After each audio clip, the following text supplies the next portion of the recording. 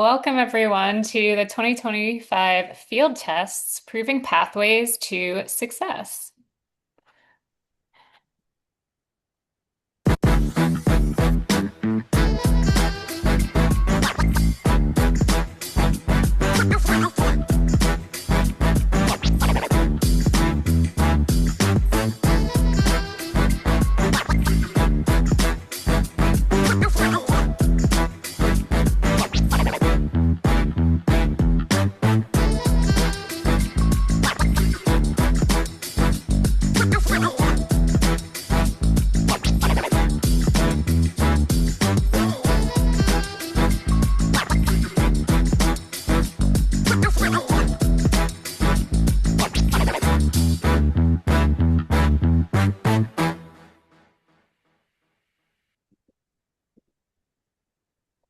Hello. Hello.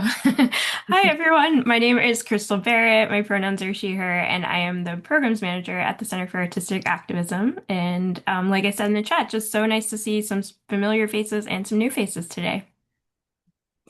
And I'm Rachel Gita Karp. I'm the programs director at the center, she, her pronouns. And I'm Stephen Duncombe, and I'm co-founder and research director at the center. And thank you all for coming. To start, we have the quickest of polls for you. Just two little questions. So share what you associate with the word experiment, and then if you experiment now. And as you're answering, I'll let you know a little bit more about us. We are about half of the Center for Artistic Activism, and our focus is helping folks like you use your own creativity to build creative campaigns that win. We've been around for over 15 years, and we do trainings with advocacy organizations and artists and individuals and everything in between to help them bring more strategic creativity to their work. And from the beginning, we've really been focused on research and what really is working in the field, figuring that out, and then sharing what we learned very widely. And that is what we're going to do today, because one of our major programs this year was all about research. And I'm going to end the poll and share the results with you, if I can.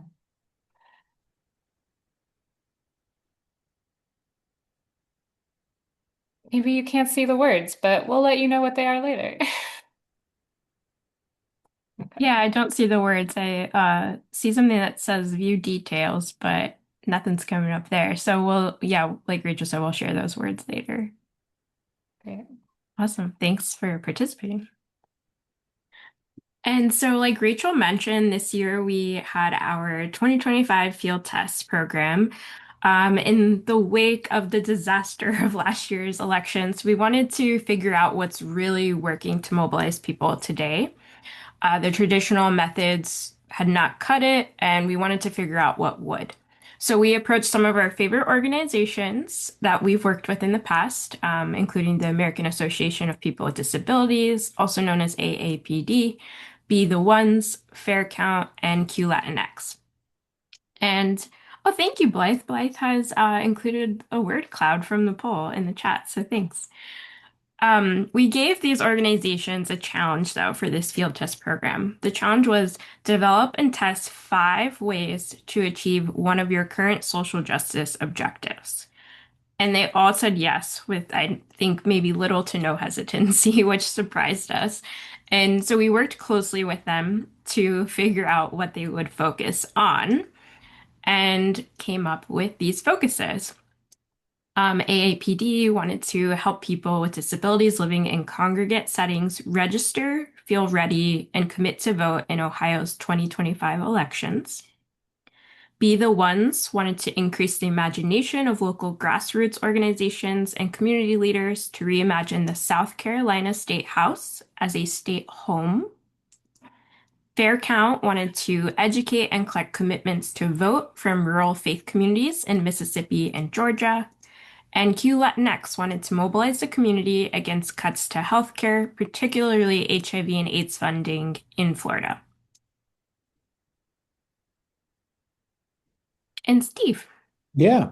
So, what we tried to do with all of our partners is come up with certain parameters for an experiment. The key to any experiment is to try to hold as many things constant as possible, and to have many different techniques, but also one control. And by control, what we mean here is one thing that you would do anyway, your sort of conventional practice. So ideally, the idea was is to have one thing that was conventional and four different tactics, which were experiments to play with. Crystal, can you go to the next? Yep.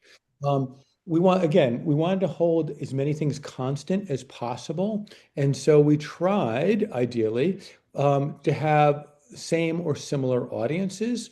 And so we could know that what we were testing was not the difference in the audience, but actually the difference in the tactic. We wanted the same call to action. So, for example, if in one case we wanted to say, we want you to commit to vote, we would do that for all five cases. Again, the key here in any experiment is to actually control as many variables as possible. So, what you're really seeing is the difference in the tactic. So, we tried to hold, for example, personnel, have the same people do the experiment over and over. The setting, if possible, to do it in the same place over and over. Again, with the one thing that was going to be different and the one thing that we were going to test was the difference in the creative tactic.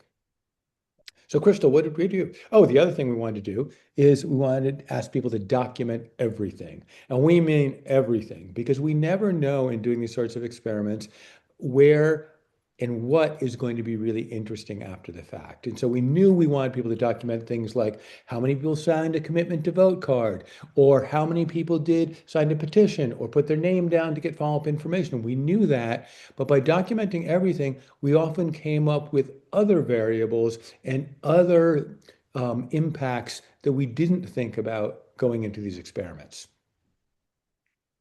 Yeah, and so our partners tested a total of 21 interventions or experiments that each had a different kind of makeup from being a community event, visual art, a reflective practice, or maybe a game to creating a spectacle and lots more.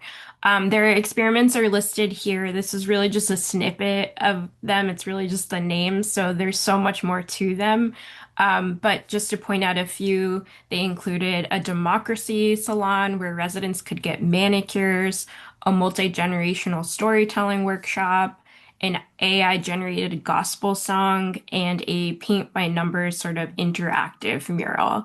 Again, there's so much more to these, and you'll be able to learn more about them later. And while we set up all these parameters of ideal experiments, of course, there's a big difference between doing something in the lab versus in the wild. At C4AA, we've actually done experiments more or less in the lab where we control absolutely everything. But here we actually wanted to work with partners who were not just doing experiments, but were actually working in the field in order to bring about change. And in doing that, that introduced complications that you wouldn't have in the laboratory. For example, the necessity of different audience settings or personnel. Sometimes they just wouldn't be able to get the same people or staff to show up and conduct the experiment. Sometimes the very necessity of doing this work meant that it was going to be in different audiences because people were trying to actually impact as many people as possible. Same with settings. We tried, but we also, the key in this is to balance out this idea of we're going to have a controlled experiment with the real life actuality of that we want people to actually do work that changes people's minds and actions. So a question of control. Sometimes we didn't have a control. Most experiments we did have a control, but sometimes we let people just say, hey, this is such an outside the box sort of goal, like increase imagination. We don't have a tactic that we normally use for that. So we're going to try five creative tactics. Um, and partly because in the end, as I said before, what we want to do is create experiments but also create actions that brought about real change. The other thing is shit happens. Mhm. Weather. When the QLatinx was doing it in Florida, it was the weather was off the charts in terms of heat. They just couldn't pull off do an experiment. One of their main partners got ill and couldn't actually do the experiment they wanted to do. And what's strange about that is one of the things we try to teach in these experiments and try to teach at C4A in general is to be flexible.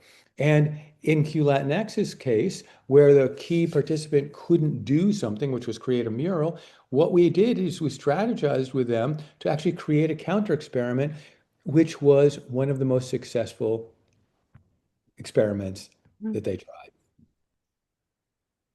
Yeah, thanks, Steve. And so, even though all of the experiments were very different from one another, there were these findings on creative activism across all of them. And so those findings included get attention, provide explanation, and move to action, allow for meaningful collective and individual participation, know your audience and connect through something personal, emotive, or useful, designed for multiple accessibilities and ages, and match time and tone to activity, audience, and desired outcome.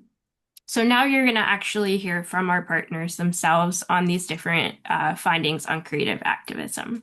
And to start, we're going to go into get attention, provide explanation, and move to action.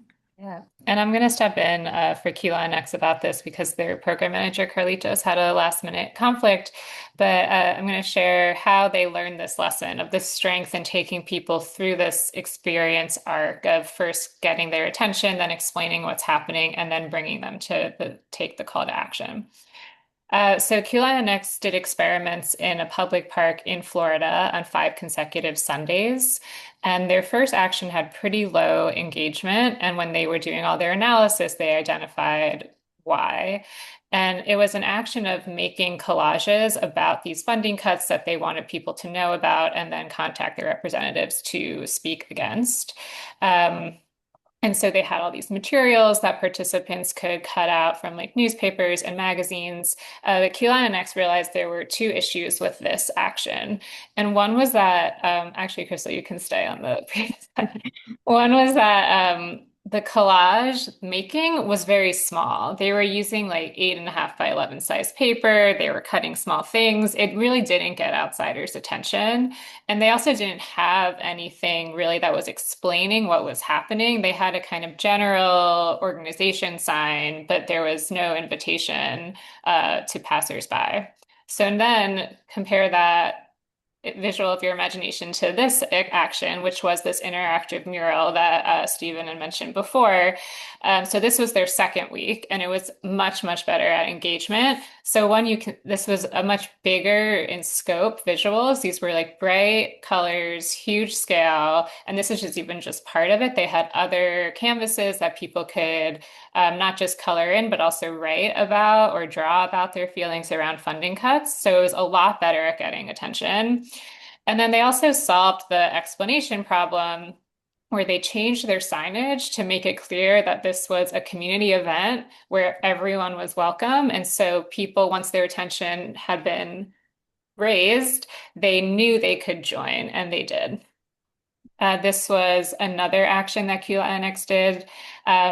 It was stymied by the extreme heat of the moment, but it was really a successful visual one where you can see there's this sort of classic arcade game of this claw machine, and inside the machine was filled with bears where if you press them, they play these custom messages about the funding cuts.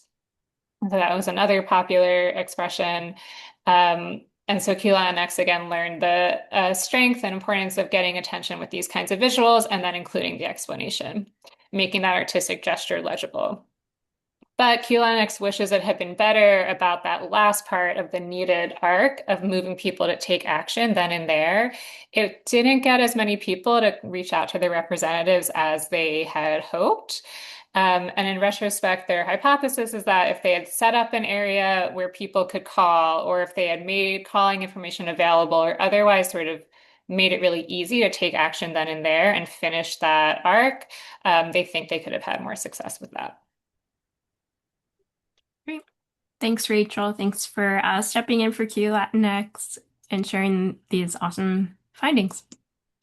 Next, we're going to hear from the American Association of People with Disabilities on allow for meaningful collective and individual participation.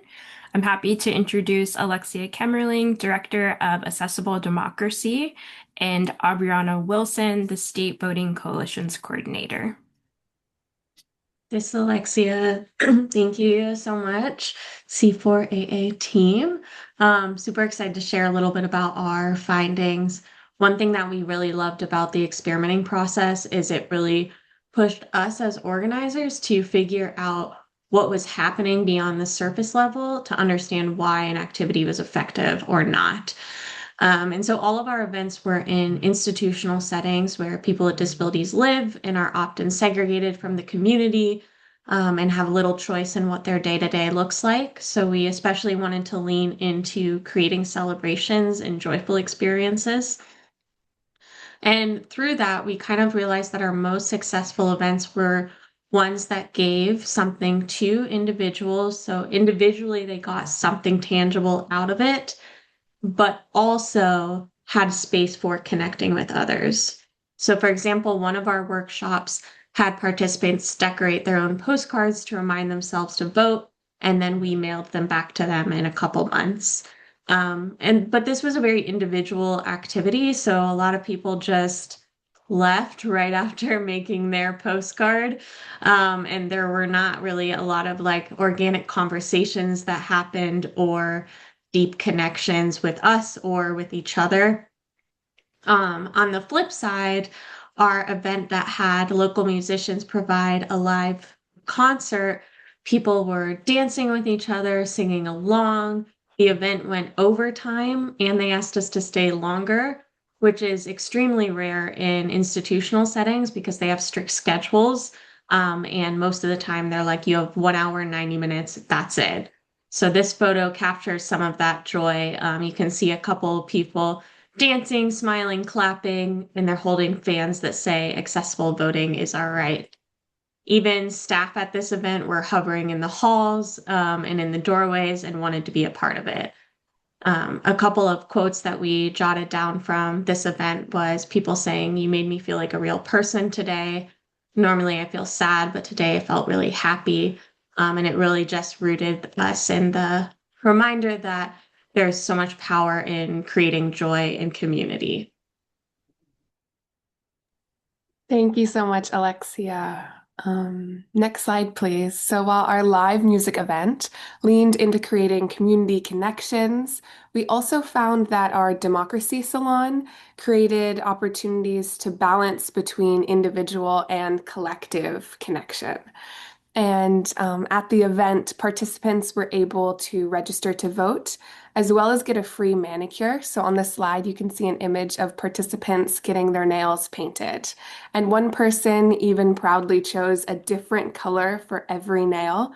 And so this really reflected feelings of personal pride, getting to show off their nails and also compliment one another and their choices. So we were really excited to see that these opportunities captured how we wanted our event participants to feel about voting, that they have options, they're able to make their own choices, and also feel proud about having participated in their communities. Thank you so much. Thank you, Alexia and Aubriana. And next, we're going to hear about know your audience and connect through something personal, emotive, or useful from Dr. Janine Abrams-McLean, president at FairCount. Hi, everyone. I'm so happy to be here today. And I love working with C4AA in general. And I don't know, I used to be a scientist in a former life. So when they came with experimentation and creativity, it was a no-brainer. I was so excited. Knowing our audience is it's really key to FairCount's work, and it's why we focus on community and faith-based organizing. And so our faith organizers often worship with our faith partners at their churches, so we tend to have an idea about what types of content they might really connect with. And so when we were thinking about the different types of AI generated content to create and test, we had our faith partners, both the congregants and the clergy, in mind. So what are you doing at church? What really, motivates you? What are the types of things that are really important? And so when we decided to create a gospel song, that was also a no-brainer, because music is such a key part of the Black church worship experience. And also based on previous video dissemination projects that we had done with churches before, we thought that other short form videos could potentially be added to in-service announcements, especially for more tech-savvy churches or those with virtual service options. We also did an interactive video, and that was much more of a stretch, but again, that's what experimentation is all about. So we stretched ourselves. So we found that the gospel song was very effective because, especially the one that we did in Mississippi, there was like an infectious tune and lyrics that had key information about upcoming local elections in Mississippi. And our program director, Melva Steps, who really led a lot of this project, she eloquently said, music tends to draw emotion. It draws the emotion in a way that you catch on to it and you want to feel it. You want to know and you want to understand it. And so that was really, this was our first foray into gospel. If you look at the video, that was also our first foray into playing with with AI generated content, and their faces look weird. But in contrast, when we tested the interactive video format ahead of the Public Service Commission elections in Georgia, we found that asking members to take out their phones in the middle of service to scan a QR code was really an unwelcome disruption to services. And this was despite, the widespread use of QR codes during and after the pandemic. And it was, what it came down to is that it was something new and not something they were used to doing during the worship service. And we knew this was going to be a stretch. And so while you might consider this like a negative result that people were like, no, we don't want to do this part. The information I think is equally valuable to our work as more positive results, because with experimentation, even when things don't go the way you think that they should go or you want them to go, you're still learning something new. And for us, we learned something new about the faith communities that we work with. And so overall, I think our experiments reminded us that when we tap into what feels familiar, meaningful, and useful to our faith partners, like music, information, and messaging that's rooted in the worship experience, we connect more easily and effective with the congregants, with the community. However, when you get tools that interrupt the flow of service, they don't land as well in a worship service or a worship setting. So moving forward, we'll continue to learn more about the communities that we serve and test. We always love to test creative ways to educate, mobilize, and to build power. And I'm going to end there, but I also want you to get a chance to look at one of the gospel songs we created for the PSC election in Georgia. So if we could play that, I'll turn it back over. Thanks. Bills too high, lights to keep. PSC decides the rates we meet. Energy, internet, gas, and more. Your vote can open every door. Plan, pray, and vote. November 4th. I want to keep playing it. It's so catchy. But we will move on. Thank you so much, Janine. Next, we're going to hear from Be the Ones on match time and tone to activity, audience, and desired outcome. So I'm happy to introduce Anna Long, Program Director at Be the Ones, and Kate Mayer, the founder and executive director at Be the Ones. Thank you, Crystal. I don't know how I follow Janine, but I will do my best to try. I also just want to echo what our partners have shared and lift up gratitude to C4AA for this opportunity, and huge shout out to our other organizing partners. Being in this project with you was so fun and so joyful, and look forward to more to come. So as Crystal mentioned earlier, our project at Be the Ones was called the Reimagination Lab. And we brought together 40 plus grassroots community leaders to reimagine their relationship with the South Carolina State House. We know that through our work, most South Carolinians do not have a relationship with the State House. And when I say that, I don't just mean the physical building, but the power that it holds, who holds it, the distance that it creates, and also the possibilities that it could potentially open for South Carolinians. So as an organization, we have been exploring what it looks like, what it feels like, what it could be like to make the State House, the legislative process, relationship with power, with South Carolinians. But for this project, we wanted to explore that and imagine deeper with grassroots leaders in our community. So we started our planning process for this project that would happen over July and August. And we knew that we had to be realistic. Summer in South Carolina is a unique landscape. It is an interesting time of year here. We knew that many of these leaders are parents, are caretakers, juggling schedules, and others simply were just trying to catch their breath in a season that tends to move a little slower down here in South Carolina. We knew that we were also inviting people into something new and creative and slightly unusual. And that was something that was going to take some time to explain and wrap their head around.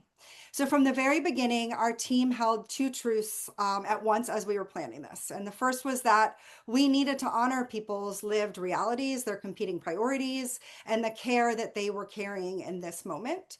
And then the second truth was that we knew how deeply people were craving connection, joy, and community then. And I would also say craving that now in this time that we're living in December. And I will be honest with you, we had some heartburn about asking folks to spend 4 or 5 hours with us on a treasured summer Saturday.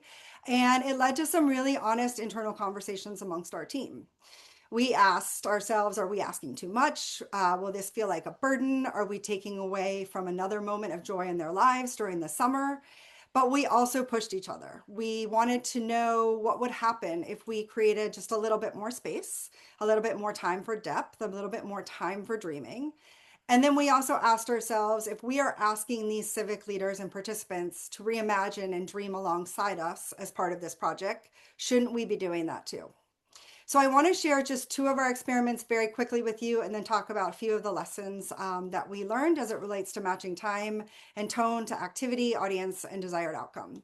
So on this slide, you see our Little Free State House build, and this was based around the idea of little free libraries, which we see in our communities. Participants built this mini Little Free State House together, and then they filled it with resources and support that they wished our real State House would provide. The build itself was not complicated, but the imagining and the conversations and the stories behind what they chose to put inside of it was really where the power shined through. And then the second one that I want to highlight is our house party experiment. So this was mirrored after a traditional house party, thinking about warm, casual, and playful feelings. Each room in the house was a different theme or an experiential learning activity. So they were in the kitchen writing recipes for a reimagined state house. They were in this recreated bedroom setup to dream. They chalked the sidewalk to reimagine what you would feel when entering the state house in Columbia. And my favorite was we gave everyone a piece of toilet paper and asked them to write a not so nice thing in terms of their relationship with the state house. And then they all flushed that piece of toilet paper with those words down the toilet to kind of get rid of that negativity and center the joy and opportunity within the moment. So what were the lessons that we learned? We learned that shorter did not always mean better. The experiments where they were shortest in time or the quickest did not necessarily lead to the richest insights or the biggest aha moments.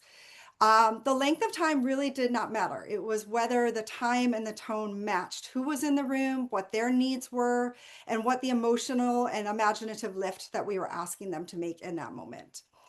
The next is that it is critical, and Janine touched on this, is to know your audience and know your community.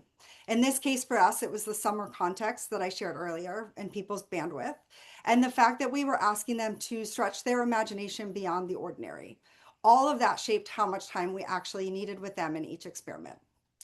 And then across the board, we learned that people needed time not just for the activity, but for each other. So we had planned 10 to 15 minutes of connection at the beginning of each experiment. And that didn't really work. Folks were settling in, they were kind of in their own worlds, checking their phones. But what we discovered was at the end of each gathering, most people did not want to leave. In three of the five of our experiments, participants stayed for 15 minutes to up to a full hour after the event officially ended. And they weren't talking about the experiments themselves or what we were doing. They were talking about life. They were talking about experiences. They were talking about things that all of us are carrying in this moment. It was organic. It was relational. It was unplanned community building. And it really was one of the most meaningful outcomes that we saw across this entire project. And the result of that has our team now thinking differently about next year and how we build these events. Where are we intentionally creating spaces, not just to participate or take an action or do the thing, whatever the thing may be, but how do we create the places and the spaces for connection before, during, and after these events and activations? Mhm. The last lesson I want to share really relates to flexibility. So we had initially mapped out who we wanted to be in each experiment, and we weren't going to have individuals participate in multiple experiments. But as we began outreach, people's schedules didn't match with our plan. So instead of forcing a structure, we matched people's excitement and eagerness to participate with their availability. So we shifted them into other experiments, and we made the reimagination lab a little bit more imaginative in the planning process. And overall, it made the whole project stronger. So I just want to implore you all to think about when you're thinking about matching time and tone, it also means matching energy and readiness and not just the actual deliberate time and tone of what you're doing. So I want to pass it over to my partner, Anna, who is going to talk a little bit about designing for multiple accessibilities and ages. All right, thanks, Kate. So like Kate said, my name's Anna Long, and I am the program director with Be the Ones. We had so much fun on this project, and I'm excited to talk about it. So I think one of our big takeaways from the Reimagination Lab, as we called our workshop series, was to ensure that we were designing workshops that would work for all different kinds of people. So we invited people to participate in our workshops who spanned like a very, very diverse set of identities. And so like when I talk about diversity, I'm not just talking about race, but also gender, sexual orientation, ability, neurodivergence, experience with organizing and movement work. Age is a really, really big one that I want to like particularly highlight, and more.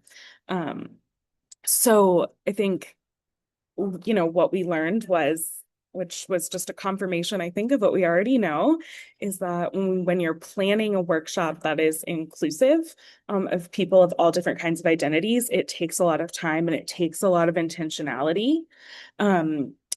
So just like a little summary of our storytelling workshop, which is pictured on the screen. So in each of our workshops, the two that Kate mentioned, every single one, all of our participants were engaging with this same question about what if we reimagine the State House so that it was welcoming to all kinds of people who live in South Carolina. So in every workshop, participants were engaging with this question. And the way that looked in our storytelling workshop was that we had a local storyteller from the Gullah Geechee community who kicked off the morning and kind of facilitated the first half of our workshop. And so she was covering things like why stories matter, the power of stories, like how you can use storytelling in your life or in your advocacy. And then we also did kind of a skill share around what are the elements of a good story. So after that sort of teaching piece, then I facilitated a conversation around that common discussion question that spanned all of our different workshops. And then we ended with creative time where we asked participants, all right, we just brainstormed what the world would look like or what your ideal state house would be like. And how would your world or the people people in your community or the people you love, how would their lives be different if their reimagined state houses became a reality? So then participants had creative time to actually write a short story or poem or like essentially any type of creative writing piece about how their communities would be transformed and the people in those communities would be transformed. We did learn, even though this was one of our longer workshops, many folks did not finish their stories. It was a beginning point. But we did have folks share out their ideas and outlines and the beginnings of what they talked about, which is what you can see pictured at the bottom there is Marcus reading. So some things to highlight about the people who were in this workshop. We had about 10 participants, and our age range was, I think our youngest participant was 19 or 20, our oldest participant in her 70s. Most of these folks had never met before, folks who had maybe like surface level connection.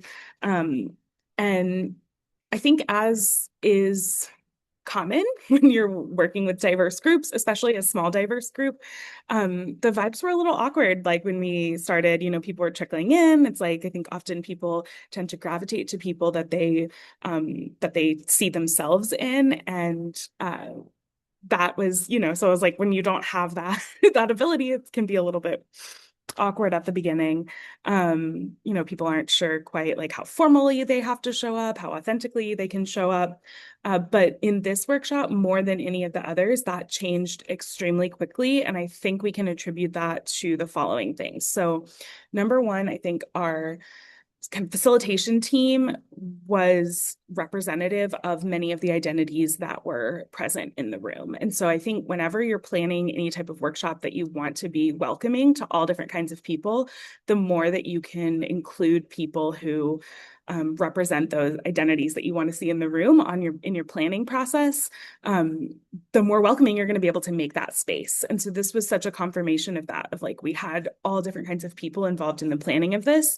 And thus we were able to bring together different perspectives, tons of things like I never would have thought of. So for example, our icebreaker question was facilitated by Minerva, our storyteller. And, I'm sitting here like, oh, let's do why are you here? What brings you here? And she was like, actually, I want to do something totally different.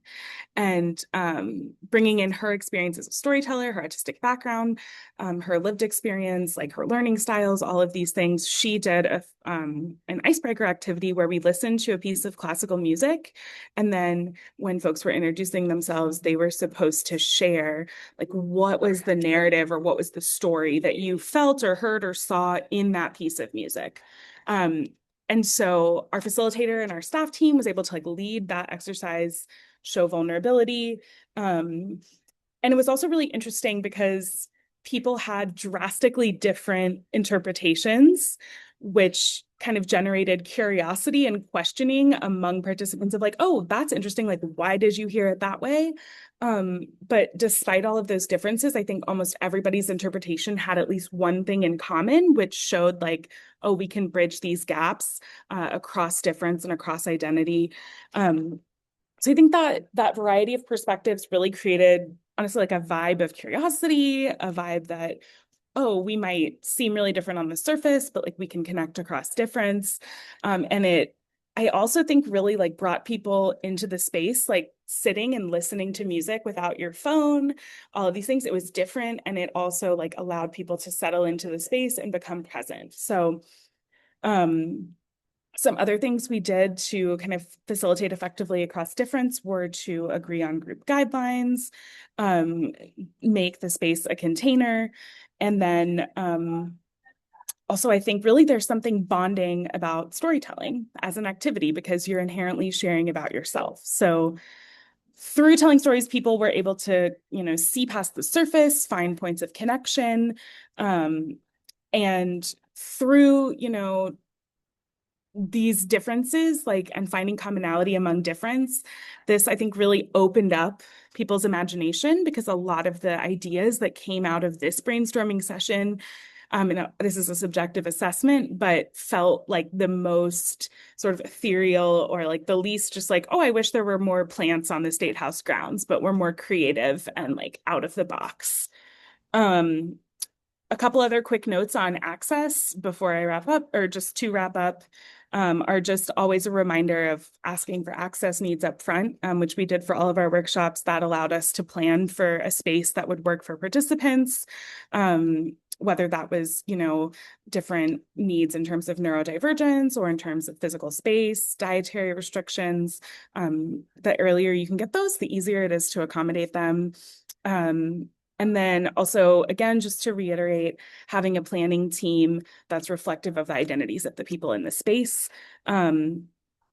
And then the final thing is, I think when you're creating group guidelines, even if you build in breaks, things like that, I think setting the tone for participants to say, do what you need to do to take care of yourself in this space is always a really good way to welcome participants to say, hey, you might need to, your unique situation might require you to have to stand up and walk around, and that's okay. Like if that's how you're going to learn the best, take a break when you need to, etc. So again, I think it's all about flexibility and adaptability and intentionality. So thank you so much. Thank you, Anna. Thank you, Kate. Thank you to all of our partners for sharing about those takeaways. And we're going to move forward to the benefits of experimentation. I'll hand that over to Steve. And you're muted, Steve. So yeah, Okay, there you sorry about go. that. Yeah, so the first benefit of experimentation, of course, is figuring out what works and what works best.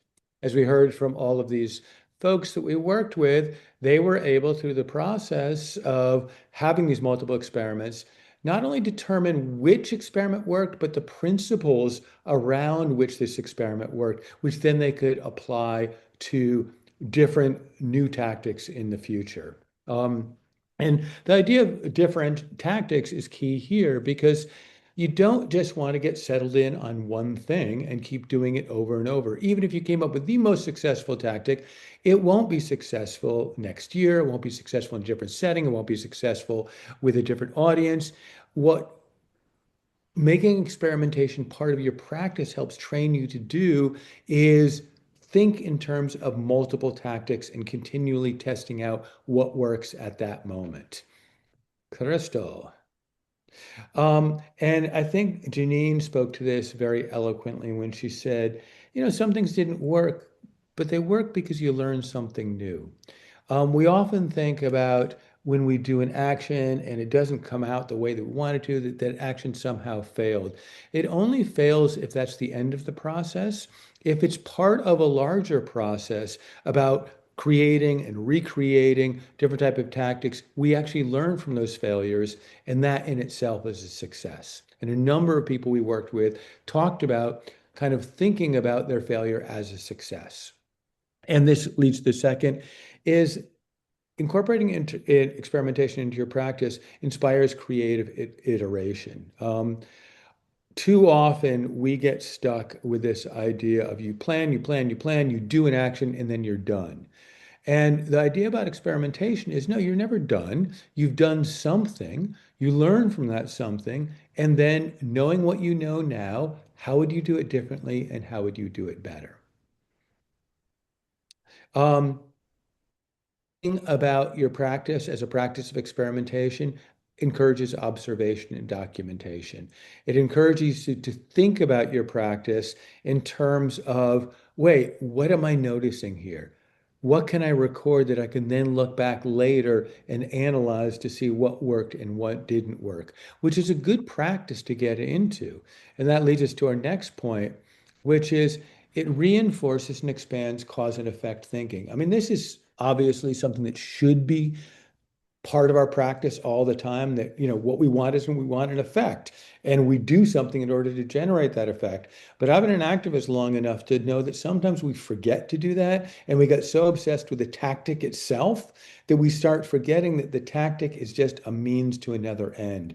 And thinking about it as an experiment always means that you're thinking about it in terms of, did it lead to this desired outcome? And that's good thinking and a good practice for all advocates and activists. And finally, it energizes staff and volunteers. So many of our partners talked about how people liked coming to their meetings, not just the participants, but the staff and the volunteers. Sometimes the staff of the institutions they were working in got excited by this idea of doing an experiment. So, oftentimes when we do kind of conventional actions, it feels like we're eating our spinach.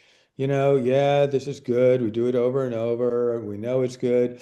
Doing these sort of creative actions and then trying to figure out what worked and what didn't, and having reflections, kind of not only does it encourage our creativity, but it also encourages our reflexivity and our critical critical abilities, all of which make activism and advocacy a lot more fun for everybody involved. So experimentation isn't just about finding out what worked, but it's also about thinking through your whole process and your organization itself and thinking about it as an entire sort of process of creativity and reflection and regeneration. Awesome. Thank you, Steve. You're Yeah. welcome. And if we've got you interested or more interested in experimenting with creative activism, you're in luck because we've taken all we learned from our years of work and particularly from this field test program, and we've created a new resource that we're sharing for the first time today. It's the 2025 field tests. It's a field guide on how you can experiment to prove pathways to success. And in Center for Artistic Activism Nature, it is free for everyone. And so in the guide, we share way more details about why we ran this program and what each of our partners did. We dive deeper into the takeaways about what's working in activism right now. And then we also have tips for you to run your own experiments and also a checklist to follow for when you do. And so I will put the link to that new resource in the chat. Awesome. Thank you, Rachel. And please go ahead and download it now. And we hope it will inspire you. And so much of what, the partner spoke on today is in there. Oh, sorry, my mouse just did something funky there. Okay, there we go. Details, deeper explanations, Yeah. your experiment checklist. What else, Crystal?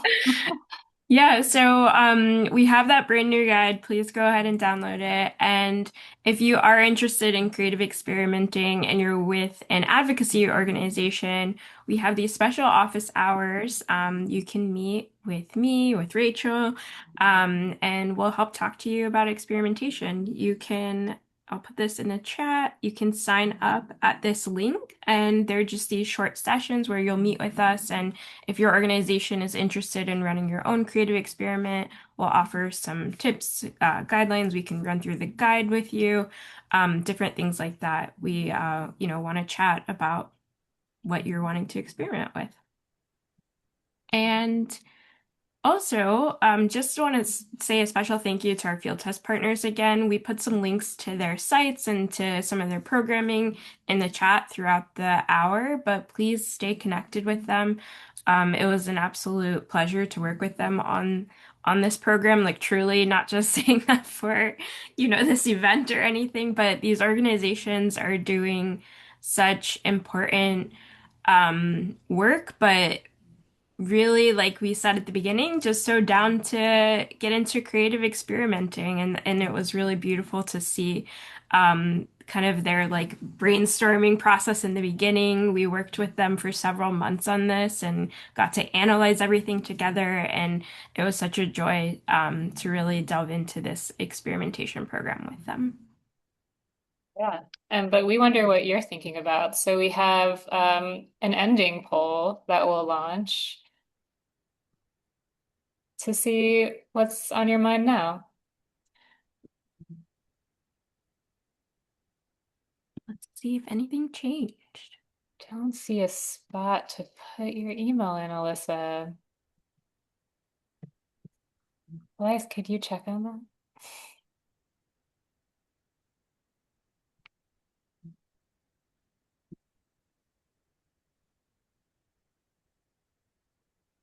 Oh, Rachel, wow, look at this community building and learning. Thanks.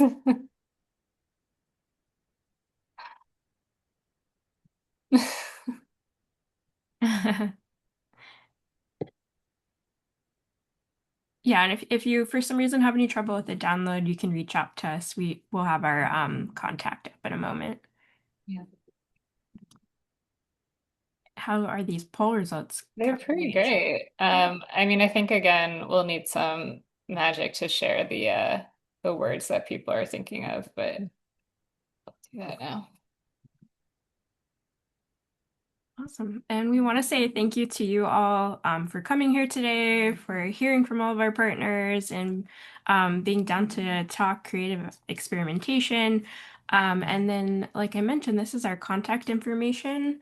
If you have any trouble with the guide, if you have questions about the guide, if you want to do your own experimentation, please reach out. We look forward to, working with you all hopefully in the future. And Blythe is putting in our second word cloud in the chat. Thanks, Blythe. And we'll have a full recap also of this event on our site. And so we'll put everything that was shared in these Zoom polls in that recap as well. Can we play everyone out with the full Fair Count Gospel song? Yeah, let's do it. Great idea, Rachel. Let's see if I can find that. It's coming, everyone. Don't worry.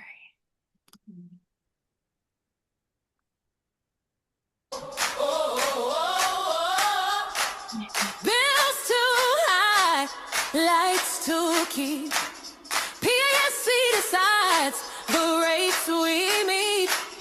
Energy, internet, gas, and more. Your vote can open every door. Plan, pray, and vote. November 4th. Tell your fam. Tell your neighbor next door. Lift your voice high. Let the good news flow. We're all in this, so let's all go. Internet's in country towns. They help decide if it comes around. From the city streets to the country roads. Your vote makes a difference at the polls. So mark the day. Don't miss your chance. Stand together. Stand together, take your stance. Every ballot is a seed you sow for a brighter Georgia. We all will grow. Tell your sister, tell your brother, tell your father, tell your mother. Plan, pray, and vote. Oh yeah. Oh yes, pray and vote. Oh yeah. Plan, pray, and vote. Oh yeah. Plan, pray, and vote. November 4th. Now tell your voice. Tell your family. Tell your neighbor next door. Lift your voice high. Let the good news flow. We're all in this, so let's all